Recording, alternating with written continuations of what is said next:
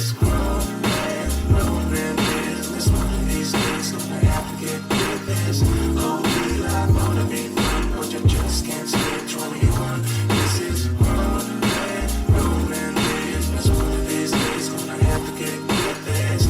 Oh, we like motivate fun, but you just can't stay 21.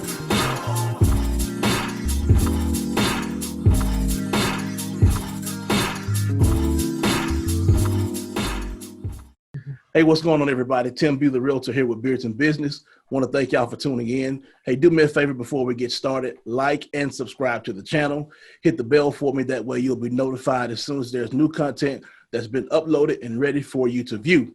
Again, thank y'all for hopping on. I want to welcome my very special guest, Mildred Hooks with People Optimum Managing Consulting Firm. So glad to have her, Mildred. Thank you for coming on and being with us today. Thank you. I'm so happy to be here, Tim. Thank you. No problem at all. So I wanted to kind of talk about this whole management piece. I know we're dealing with COVID-19. I know that, things are a little bit topsy-turvy right now. Things are really unsure, and I know things are really tough for those people who work in corporate America who are having to manage people without having that physical touch or without having to go into the office. Most offices now, even though we've opened back up some, are still virtual. Just for safety precautions and everything like that. So kind of give us, first of all, how you got to People Optimum, and then we'll get into, kind of what it takes to kind of get through this pandemic and different management styles and things like that. Sure. Thank you again, Tim. So my company, People Optimum Consulting, specializes in helping companies with people solutions. And we serve through a combination of strategic consulting and also training and development for leaders and teams. My mission is to unlock human potential to change the world.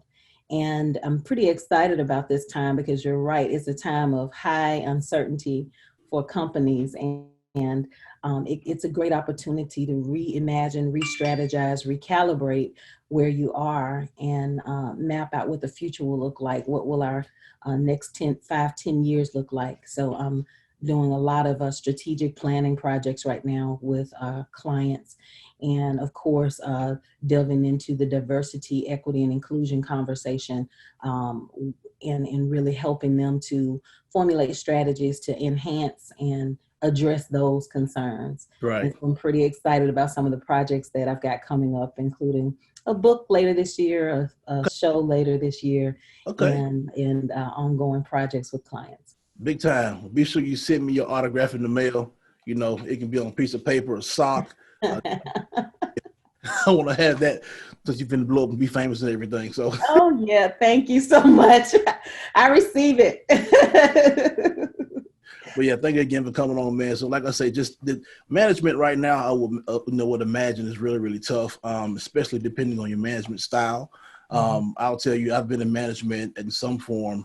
My first management job was like I was 25, 26. I managed a 200 and some odd unit managed apartment complex for the maintenance side. So I had a couple of guys under me, and my management style was not very people friendly because of kind of how I grew up in the first jobs that I had, and kind of how I worked my way to where I was. I was very black and white. It was either do the job and do it right or get fired. And there was no patting on the back when you did do your job because I didn't come up like that. To me, if you paid me what you owed me, if you paid me what my salary was supposed to be, and I did my job well, that was payment enough, and that was good for me.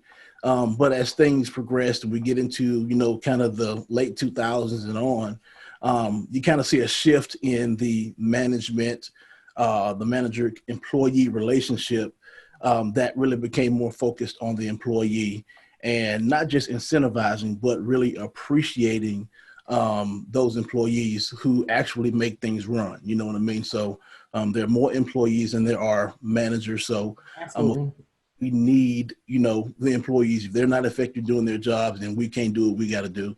And ultimately, everybody get fired. You know what I mean? So, but I was very cut and dry. didn't really have a long leash, as far as that was concerned, because again, I didn't grow up like that. And so I didn't have those tools. It was later on before I developed those tools.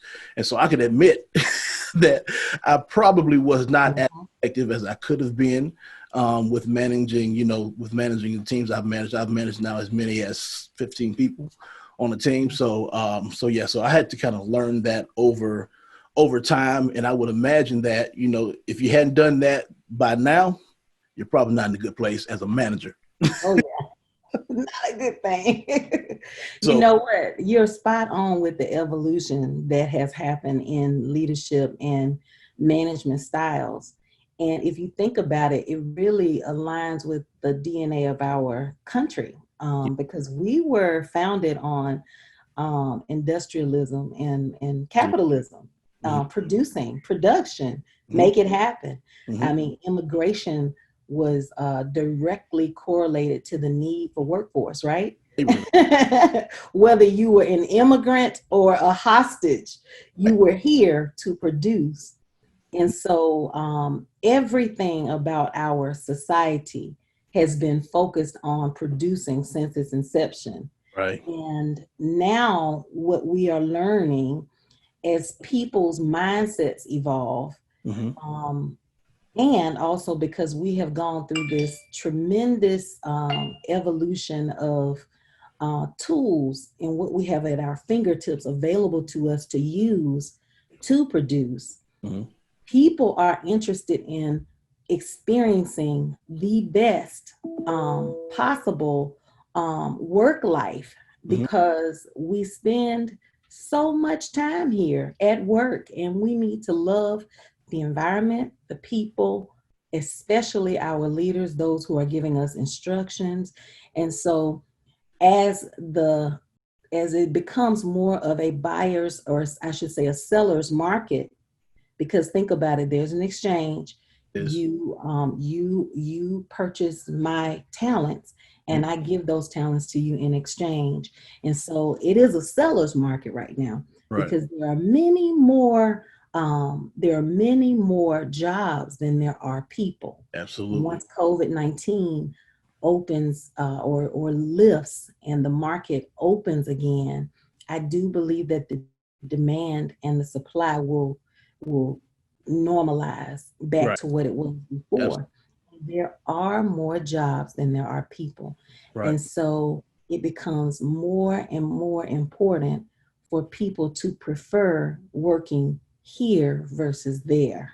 Right. And so leaders now have a responsibility to the mission of that company to make sure that people want to be there to help that mission be fulfilled.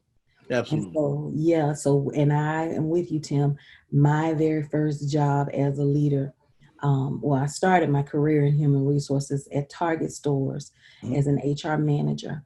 I will tell you that in that role, because you're in retail, you really are the only advocate that employees have. And you're advocating because if they stay and you can retain them, then that makes your job so much easier. Absolutely. So I was compelled to make sure that the culture was one that people wanted to work in.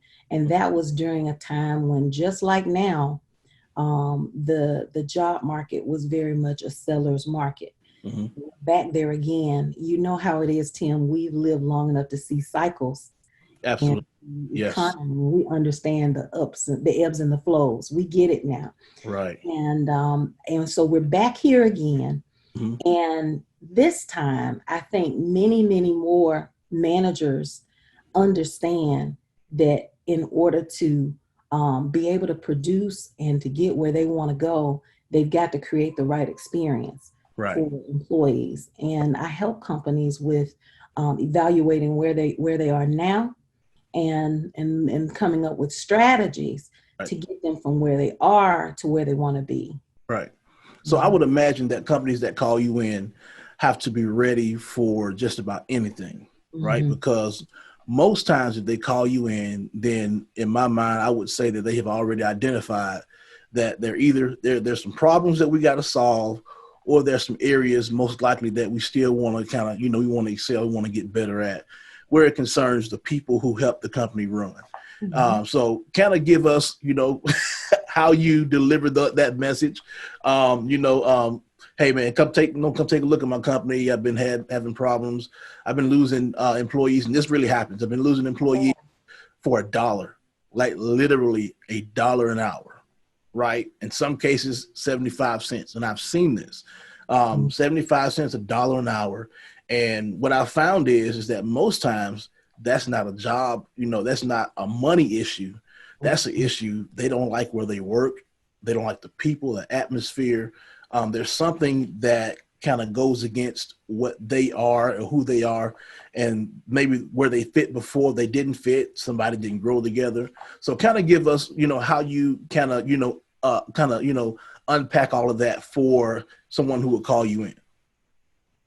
Absolutely. I would say that most often the call comes because something has happened. Right. Usually I am engaged because something has happened, but not all the time. There are companies who are simply being proactive, and they are saying we are ready to do some new and exciting things with our employees, or it's time for us to do strategic planning. Can you come in and help us with that? Right. So there are proactive measures that I get engaged in. But when something goes awry, whether it's that an employee issue has come up, an employee has misbehaved, for example, on social media, and it really shines a bright light on a bigger issue. For example, let's say that there's a race relations issue or a diversity issue, whatever the case may be. The very first thing that we spend time on is understanding the problem. And that takes on many different forms, of course, but it does involve an open-ended dialogue, an honest open-ended dialogue, and taking measures to gain insight about the sentiments of the stakeholders internally. So what is going on and how are people feeling? And once we have a clear understanding about what the sentiments are and what the heart of the issue is, then we can begin to unpack that and come up with strategies that are aligned with that company's values. Because at the end of the day, it's rare that you will find a company whose values are not good values. Right. I think that most companies take time and they really search from their higher selves what's important to us, what are our values here. So what ends up happening is somehow they drift away from those values. Right. And that drift is where your problems begin. And another area that I really like to work with clients on is helping to make sure that the inputs, meaning the people that they introduce into the company, are a good match for their values. Because to the extent that you can align people to the mission and the values, the likelihood that they will stay and become a part of what you're trying to do in the world will be greater. Right. And so I think that and another thing is helping new employees see that they can grow within that company. So helping them see what is my pathway here.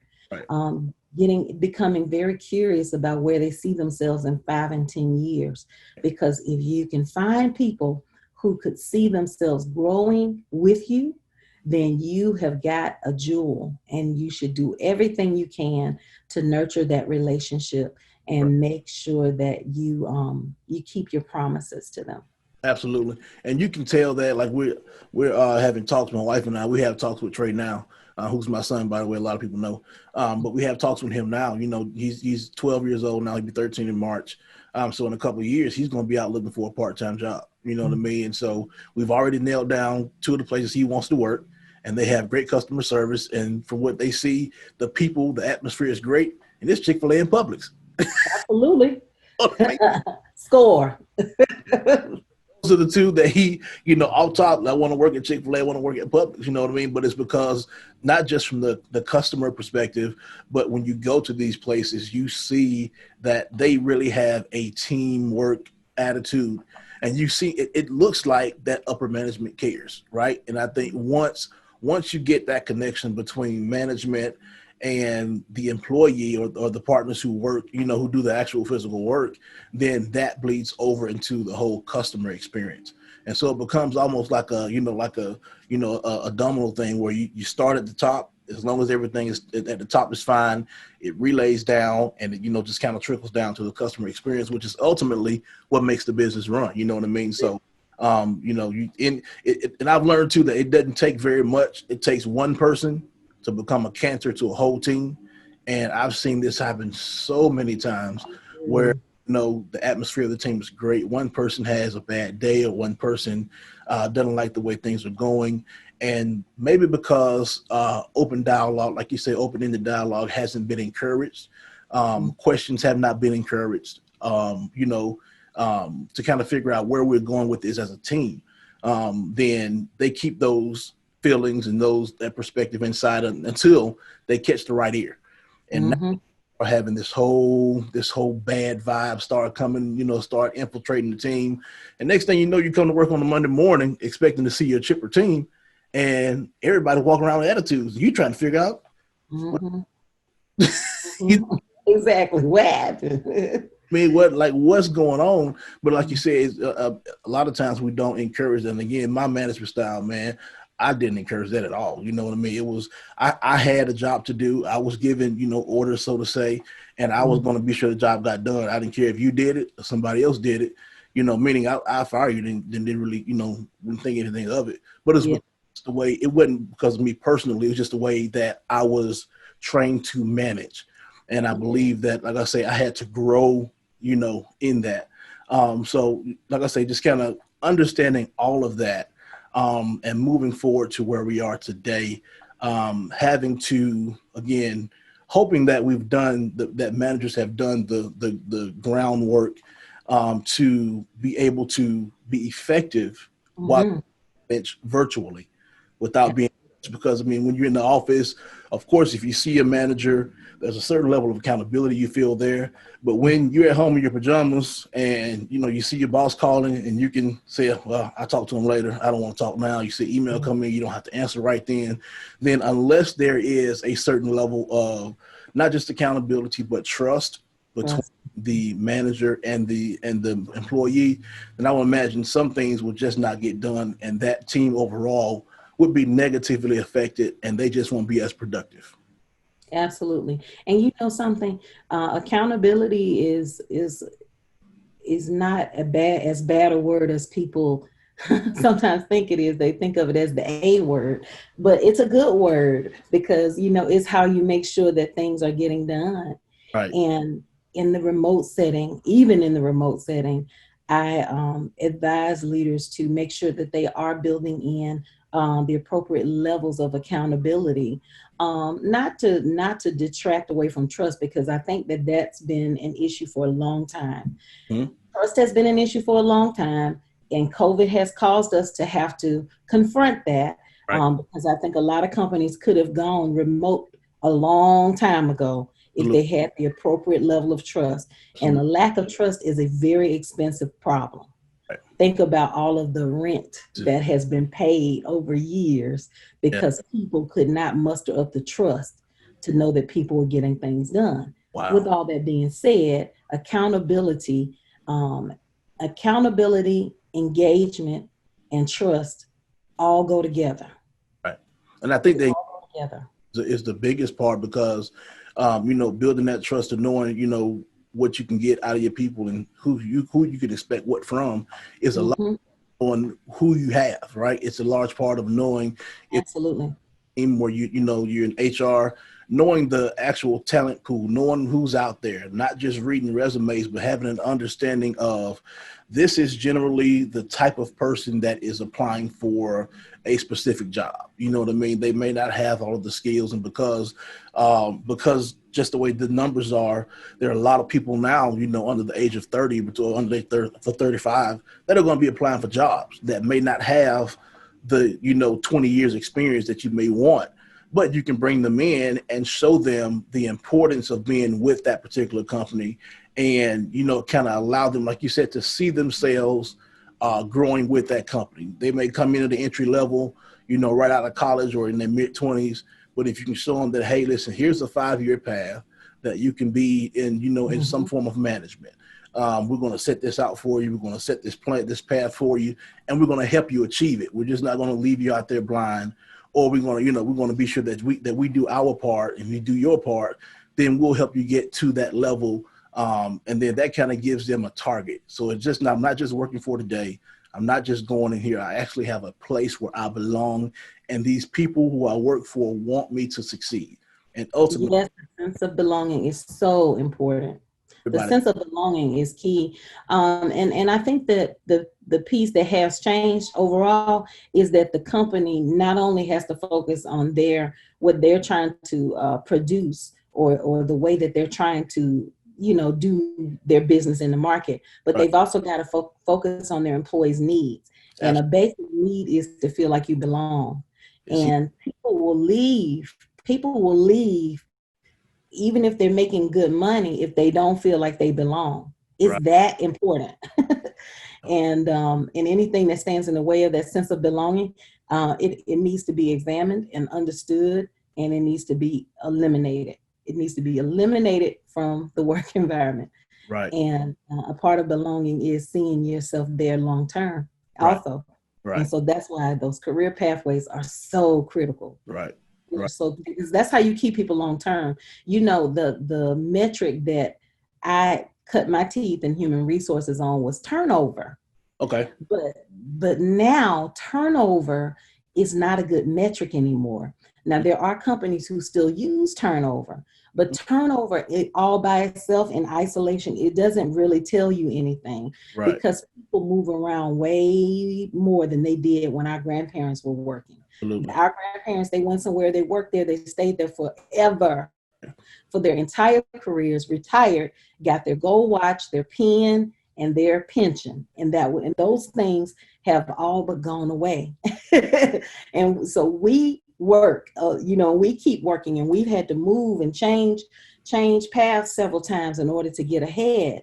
Right. There's a different way that people move now in the workforce. Right. And so turnover is no longer a good metric. Right. But what is a good metric is retention in the first 18 months. That's a big deal. Now, if you can get somebody to stay for 18 months, that's a win. Right. In this day and age. Wow. And so how can I get people in the door and get them seeing themselves here longer? I need to be talking to them about the future as much as possible. Absolutely. So let me ask you this, as we wrap up, if you had one thing that you can tell just managers or company owners, even small business owners who have teams working for them, if you had one thing to tell them that across the board would help them improve their employee relationship with the manager, with ownership or whoever, what would that thing be? I would say focus on the heart and look to influence it. Because if you can influence hearts, then your customers will have great experiences. Wow. That's key. That's key. That makes sense, man. That makes sense. So, man, again, thank everybody for joining on, man. Mildred, before we leave, do me a favor. Tell us again what you have coming up. I know you have a book coming up, and you got a TV show that's going to be on broadcast on all these stations. Oh, it was going to start on YouTube, but we certainly hope for that. Yeah, so I am going to be launching a YouTube project soon. You'll be hearing more about it toward the end of the year. My book is entitled A Culture of Influence, the 5 irrefutable principles that are at the heart of thriving organizations.